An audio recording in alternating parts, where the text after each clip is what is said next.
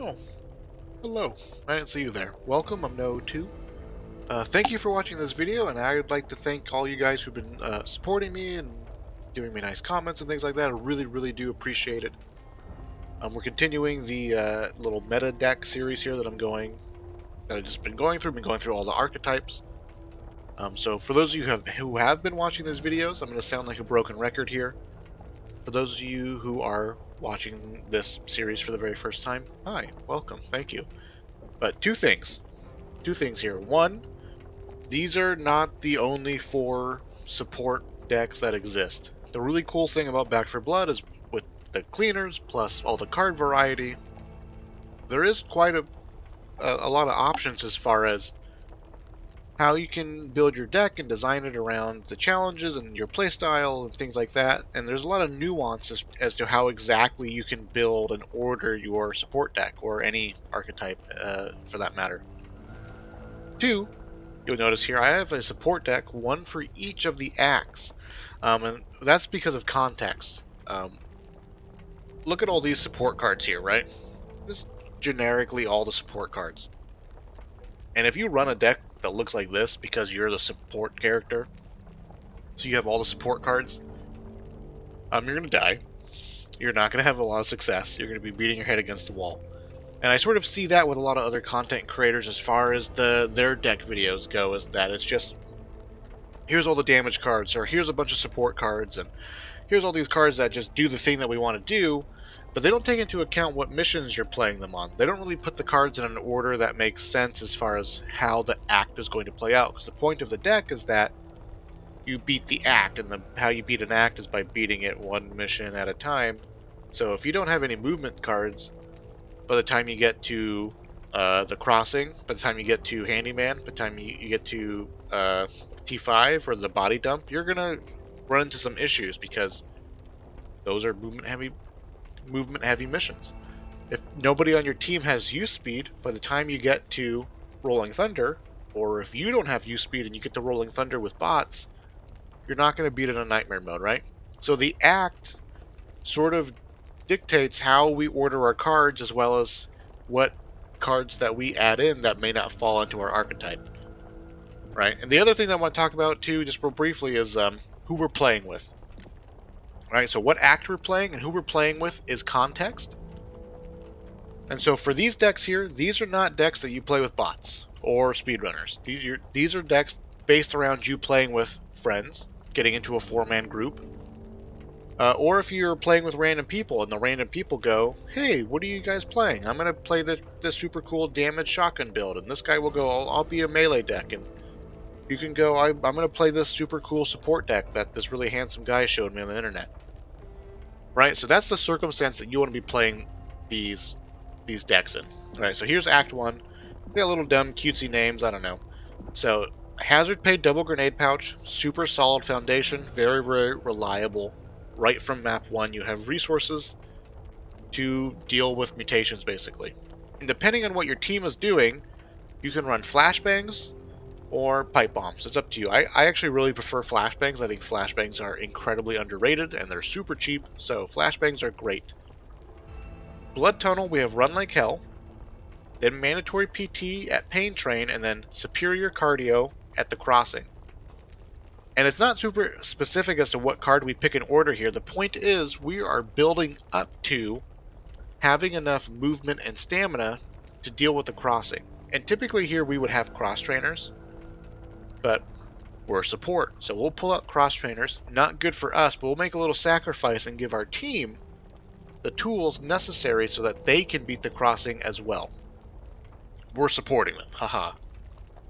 Next is shoulder bag, because we're support, so now once you get past the crossing, the missions get a little more. We have the breaker to fight, and we have to get to the liquor store, and then do the liquor store, and we have to board up the library, and right. So our demand for resources gets higher at this point, I think, and all the mutations do more damage at this point. All of the zombies do more damage at this point. So having extra healing supplies will make sense as we go on further. Share the wealth. Now this is an interesting concept here, because you might think to yourself, well, this is a resource generation card. We should have it earlier in the checkpoint so that we can generate more money. don't get greedy. Don't get greedy here. We don't have shoulder bag earlier, right? Because these first 6 cards, or at least first 5 cards, don't look like a support deck, right? But we can't really afford 3 grenades and also potentially 3 support items. It's just not really viable a lot of the times. So we get it later, because at clean sweep we can reliably afford it, because once you start at that checkpoint you get a little $1,000 for free because of the previous 4 missions giving you 250. But we have share the wealth here because now we are having to pay for grenades and extra support items.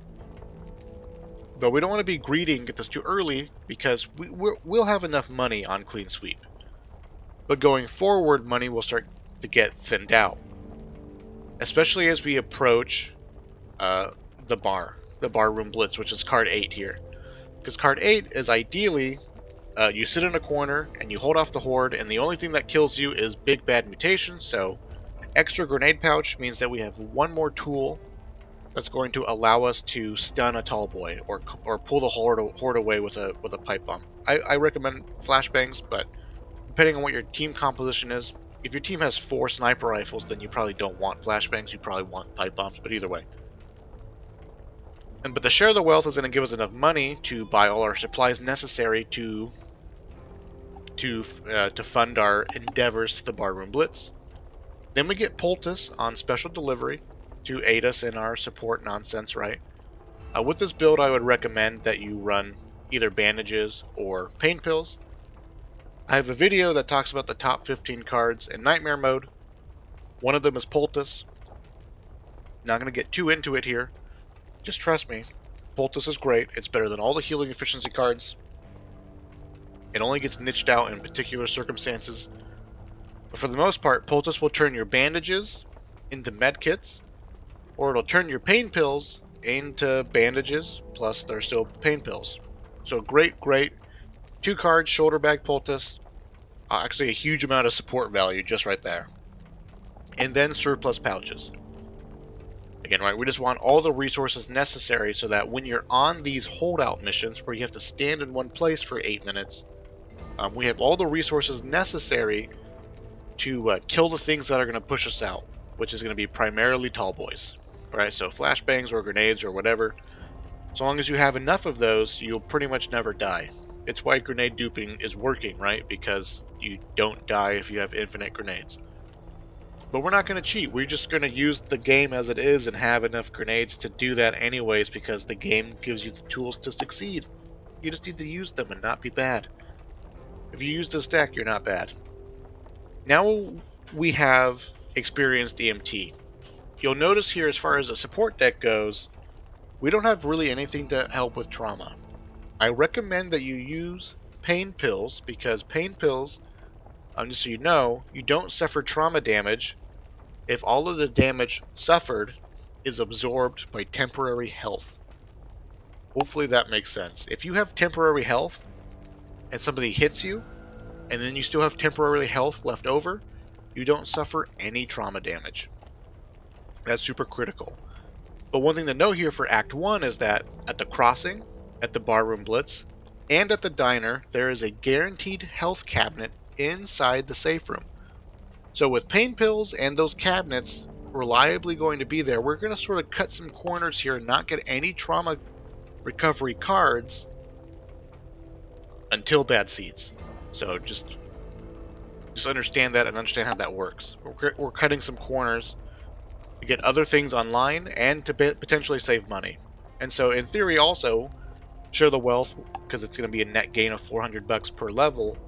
By the time you get to the diner, you've sort of afforded everyone on your team just about 1 free med cabinet use if they need it.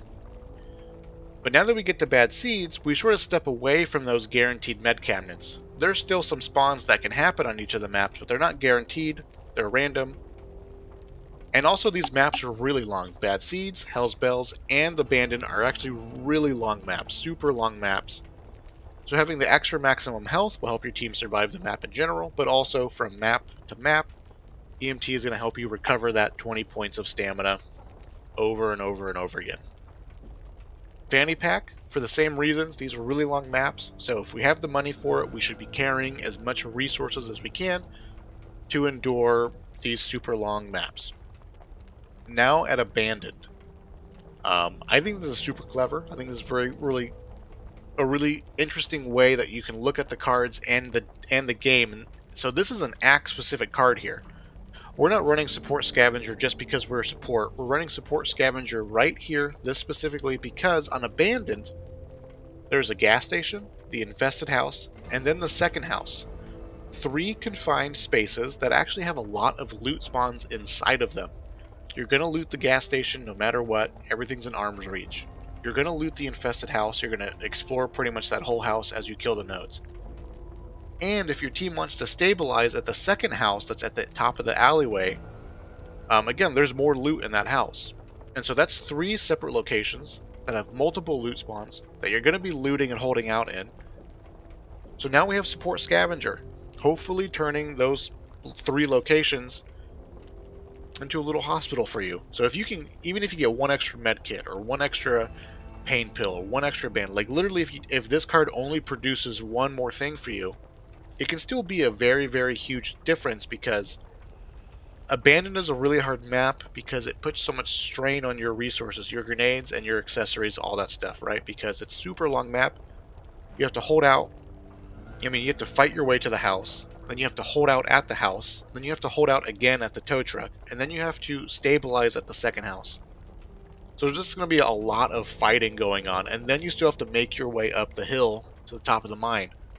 And so any extra bit of resources that you can sort of squeeze out of this map in particular is going to go a long way for you.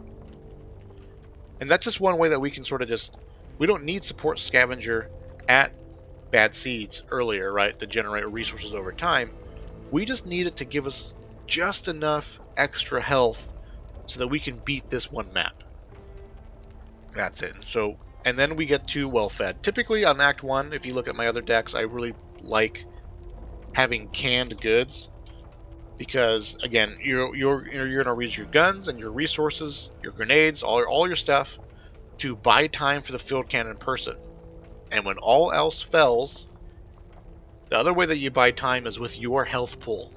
You can you throw everything, it's all falling apart, physically get in the way of the field cannon, let things attack you, melee zombies away. If a bruiser shows up, step away from the field cannon, let them hit you or chase you. Health will also result in extra time for your field cannon person to succeed. But we'll make a sacrifice. We don't have cross trainers like I like to get, we have PT instead because we're support. And then the same thing for Well Fed here. We don't have canned goods, but we have Well Fed. It's the same net health gain for your team, but we're giving the extra 10 health to the field cannon person. The whole team gets a little bit more durable. And so that's Act 1. Act 2, a little bit different here. Act 2 is sort of this very movement intensive opening with the Handyman, and then building up with Hinterland, Trailer Trashed, the Clog, and Broken Bird are all super movement intensive. But then at the end of it, we sort of take a step back a little bit from the movement. Heroes of the Worm Part 1 will need extra movement to run through the Horde, but other than that, Part 2 and Grave Danger, not a whole lot of movement needed depending on how you play them. So, Hazard Pay, Double Grenade Pouch, solid foundation. Superior Cardio. I like this just in general, with extra health, extra stamina, gives you just a lot more sprint capabilities and things like that. But we're also building up to Handyman here. Run like hell for Handyman. The key to Handyman is getting from one holdout spot to the next, while in between you're killing the nests. So when the Horde shows up, you get your back against a good wall, and when the Horde goes away, you need to book it to kill things. So these 2 cards will allow you to essentially do that and offer you more mistakes, basically, because if the Horde shows up and you didn't catch it, Horde showing up in 2 seconds, this is going to allow you to potentially get to that holdout spot before the Horde catches up to you and things like that. So the fact of the matter is, Handyman's a hard map. It calls for movement. You should have a couple of movement cards in your deck. It is possible to slow play it, but you need teammates who are competent, and you don't always get that in solo queue. Now we have experienced EMT. Notice we don't have any extra pain pills. One thing I want to say too, for this deck particularly, and Get the Job Done deck here for Act 1, you can play it with literally any character. It doesn't matter. Mom, Doc, Walker, Evangelo. Doesn't really matter. But now we have this trauma card here. He experienced EMT way, way, way earlier than we did in Act 1. And that's because, again, even though there's going to be med cabinets here or there, especially if you're using the toolkit room or whatever like that, you get one every map, but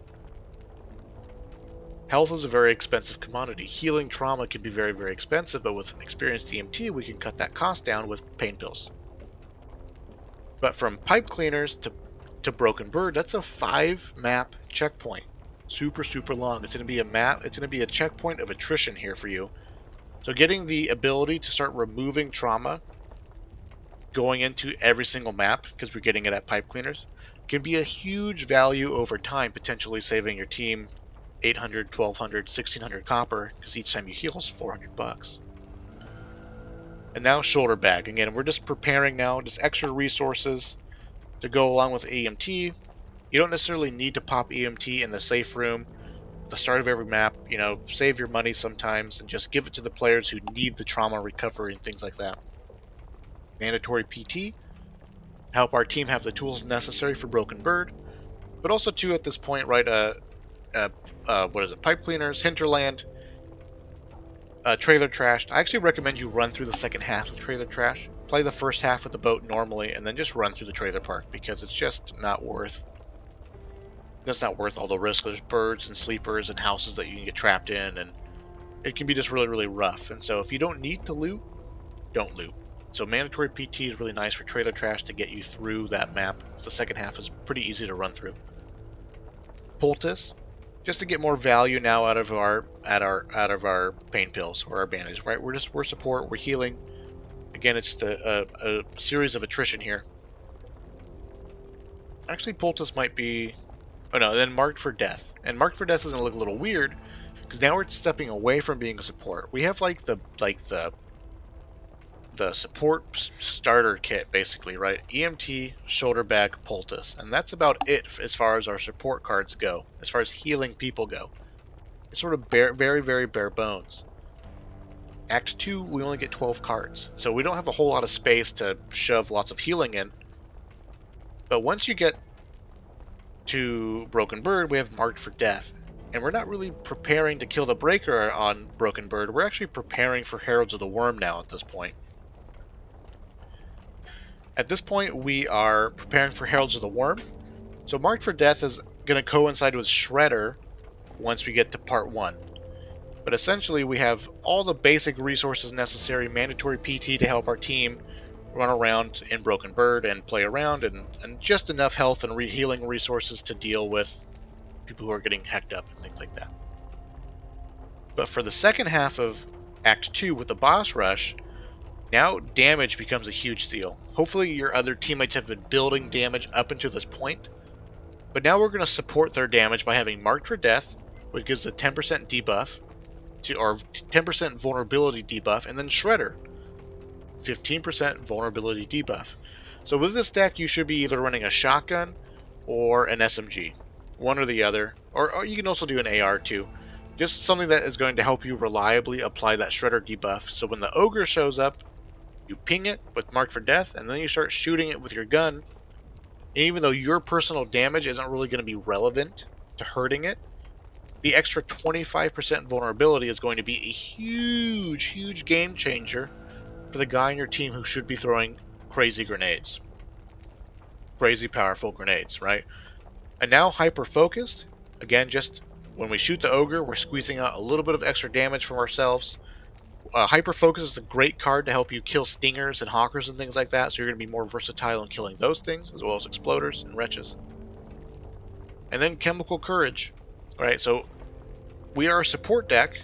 We start off with support deck as far as having the tools necessary to beat Handyman, having the tools necessary to keep our team just healthy enough to get the Broken Bird, give them the extra stamina for Broken Bird, and then we're going to support them with damage. We're going to give them the 25% vulnerability debuff, and then Chemical Courage. So when you get to Grave Danger, and however you end up playing it out, Once the guy who's got super good grenades is going to be grenade dumping, you should preemptively give him pills. And then you start shooting your shredder and you blow things up. And so that's going to be Act 2. It's just a little wombo combo here, right? And then we can sort of see how we have act specific cards, you wouldn't necessarily see in what you would think to be a support deck, but are actually really quite essential to beating this particular part of Act 2.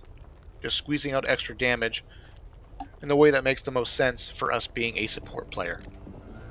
Act 3. Hazard Pay, Share the Wealth, Double Grenade Pouch, and Cross Trainers going into the first map, the field, the farm mission or whatever, right? We've doubled down on the money because, again, by the time we get to T5, we want to have lots and lots of cash. We want everyone to be able to heal up to full health at the mid cabinet if they need to. We want everyone with all their grenade slots, all their grenades, their support, and their quick slots filled, totally filled. So we're just going to try and make that as reasonable as possible. The reason why I'm running these cards over Money Grubbers is I do support a loot less, move faster mentality. Just in the long run, the faster you move, the less mutations spawn, less time you dilly-dally, things like that. Like, it's the reason why speedrunning has so much success. But we're not speedrunning here, we're still playing in a way that's normal. We're just not looting the whole map. We're picking a path, we're sticking to it, and we loot on the path and make forward progress as quickly as we can in a reasonable fashion. Notice that this deck is called Team Mom. This is specifically for Mom. You play Mom with this deck on Act 3. It's designed around Mom. The other two decks you can play with anybody. Because now we have Inspiring Sacrifice. It's a really nice value card over time. We have Mom with our blah blah blah, her extra life, etc. Combat Medic for the use speed. Medical Professional. Another reason why we have Share the Wealth is because we have Double Grenade Pouch, and we're gonna be buying medkits and defibs. I highly recommend that you run medkits with this deck. You don't necessarily need to run medkits at the farm right out the gate. Card 5 is Blazing Trails, where you have the Infested Pool. Just a good value card. Chances are people are going to go down. You want to be as healthy as possible when you get to that infested swimming pool. With this deck, I highly, highly, highly recommend that you run flashbangs. Don't run pipe bombs. You're going to need the flashbangs desperately when you get to the infested swimming pool. Combat Medic, because we are building up to having to use defibs and medkits regularly. And we're just getting that on, what's it called? Cabins by the Lake. Because Cabins by the Lake, for the most part, is a free map. It's not a big deal. Nice and open. A lot of maneuverability on Cabins by the Lake, so sort of a free card. We're just sort of putting it here because it's not going to make a big difference now, but it will make a big difference on the next map, which is Garden Party. We have Medical Professional here because when it comes to Garden Party, it's pretty limited on spawns. Distance-wise, Garden Party is not a very big map, but it's got that freaking maze in it. And the way the spawns, so and what I say by spawns is a teammate dying. If a teammate dies on Garden Party, I think if they die really, really early, there is a chance that they can spawn inside of the greenhouse with the nest. Otherwise, I think they spawn on the other side of the nest as you're going into the maze. If somebody dies again at that point, once you've blown up the nest and somebody dies, they respawn all the way at the end of the maze, like literally right before you get out of the maze. So the issue that I see a lot of times for Garden Party is that it's just people dying. Health is a huge commodity. There's a lot of opportunity to take a bunch of little tiny bits of chip damage here and there and get hacked up and fire zombies, acid zombies, right? They make the maze so hard. People are probably going to die. But because we're Mom, we have that extra life. People go down. Inspiring Sacrifice triggers. All that little chip damage that everyone's been suffering slowly over time gets healed up. Then you can pick them up. If you need to, you can heal them with a med kit. They get their extra life back. And we start this life and death cycle over and over again. And that's going to be a huge, huge help to you by slow playing, as you're slow playing through the maze. People will go down, everyone will get healed, maybe that person dies, you defib them, and you can just sort of rinse and repeat as you work your way through the maze. At this point in the match, if you can, I would recommend that most everyone on your team be carrying a defib. I also recommend that most everyone on your team is carrying a med kit for you, so that if they die, you can defib them, medkit them if you need to or whatever, or pick them up and medkit them, and then that player will just drop their things. When you revive or medkit someone, they then drop that medkit for you to just carry from that point on. And you just need to be sure that you're not the person dying. Let your teammates take the risks. Mandatory PT going into T5, because again, same reasoning. It's a very movement intensive map. With this deck, you shouldn't be running around. I recommend, as a playstyle, 2 players or 3 players hold out on the staircase at the middle of T5, and you have 1 or 2 players running around gathering the crates. Mandatory PT will help them do that. You chill on the staircase with your flashbangs, kill zombies as they try to run up and as they funnel up the staircase, flashbang mutations, kill them. Hopefully your teammates also have decent ways to deal with mutations as well. If you don't, you're going to struggle. But either ways, not your job, right? You're the support player, right? And so this whole deck is basically to get you through Garden Party with Sacrifice, Medical Professional, and then into Mandatory PT for your team. The reason why we have Combat Medic is because on T5, it's going to be a constant horde, a crescendo event if you're familiar with Left 4 Dead. Constant hordes, constant mutations, to be very, very fast-paced. If anything bad happens, if you need to heal someone on the fly, this extra use speed is going to be critical. Being able to heal someone almost twice as fast with a med kit is going to feel so much better as you're healing somebody who's standing on the staircase trying to kill zombies at the same time, right? It's going to be really, really nice. Really nice quality of life card for a map that's going to be very, very quick, very, very snappy gameplay, even when you're playing on the staircase. Now at this point, we're sort of just trudging away towards the body dump. Shoulder bag just so that we can carry extra resources over the distance of it all, and etc. We don't have poultice in this deck.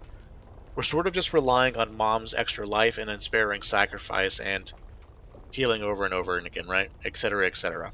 We also don't have EMT. EMT works best when you have bandages or pills.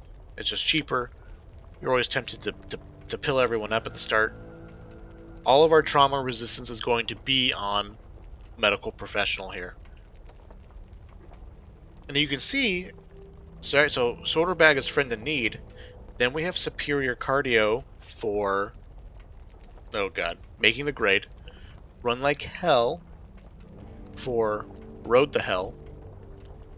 And then fleet of foot for the body dump. And you might go, what the hell is happening? I thought we weren't speedrunning. The fact of the matter is, body dump is a huge arena. It's so big. It's like it's the biggest arena in the whole game. And you have 3 mega nests in each corner of it, forming a triangle. The fact of the matter is, you're going to need to be running a lot. It's again an endless horde. There's no good place to hold out at. All of the little nest muck things are potential spawn points. You just have to move and groove, okay?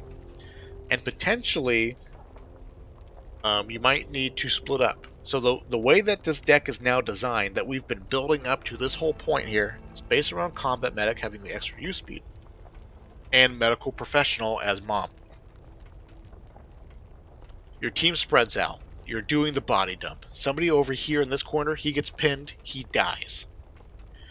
As you're running around with everyone else and doing your thing, if you see the opportunity to, or the horde is all pulled towards you, and that dead guy is way over there, with our Run Like Hell, Fleet of Foot, Superior Cardio, and Cross Trainers, and Mandatory PT, you're going to have a very, very easy time breaking away from the horde, getting all the way to that guy, having our use speed to defib him and getting him back into the fight. And so you're going to be this like movement speed rescue team, basically. That's what you're doing. You're going to be able to clutch the match, not by killing the rest of the nests and then killing the ogre by yourself, but by giving your team multiple chances to bring it all back. And you can even be greedy with it. Somebody dies, maybe 2 people die. You go around, you can kill the nest pretty easily. You don't need a lot of damage to kill the nest on your own, depending on what gun you have. You can go around, kill some nests, kill 2 of them, maybe kill 3 of them. Kite the horde around, get to a good position, ditch the horde, go res and pick somebody up. And now that person can just start working on the ogre, start shooting at the ogre. Things like that. You res them, they drop their defib for you, you pick it up, maybe you heal them with the medkit, they drop their medkit. That's critical, is that if everyone's carrying a defib, when you defib somebody, they automatically drop it on the ground for you. They give it to you, tell them, give me your defib, I'm the defib queen, etc., right? So that's Act 3. We're building up to beating the maze by having this life and death cycle going on. We have enough money to hopefully afford all that medkit, all those medkits and defibs. Because ideally, the whole team is carrying a medkit and defib for you, and etc. And then we're building up into this movement speed so that we have the ability to bring people back to life in this huge arena while a horde is chasing us, because we can get there quickly enough, and with our use speed we can pull it off. Sort of a fun movement-based support deck. I think it's kind of cool. Act 4. Speed and Need. Playing along with the same idea from Act 3 here, we have cross-trainers, combat medic, screwdriver, fire in the hole. We have screwdriver over the other use speed card just because of the stamina. We don't need a whole lot of use speed to be able to defib and apply medkits super quickly. It's going to be pretty fast. Oh yeah, another thing too, flashbangs for that deck as well. I can't remember if I said it or not. With this deck, I highly recommend that you run pipe bombs. Run pipe bombs, have a defib, have medkits if you can. I can't recall exactly if you could afford all of this out the gate, but you get a crap ton of money. I should have tested if you could afford everything with this deck, because we have fire in the hole, screwdriver, combat medic, right? Inspiring sacrifice, avenge the fallen, poultice, medical professional. Oh yeah, with this deck too, you use mom. This is a mom deck. Mom's so nice because of that extra life, because so many of the cards benefit from your teammates having extra lives. Medical professional. Then we just have all the pouches. Grenade pouch, double grenade pouch, surplus pouches, fanny pack, shoulder bag, box o' bags, and then hyper focused. So your job with this deck is going to be shoot zombies. Shoot at mutations. You're not really built to kill those mutations super quickly, but you should contribute to killing them with your teammates. If all is quiet, you have hyper focus that will give you an extra bit of value as far as dealing with the abomination weak points in itself, right?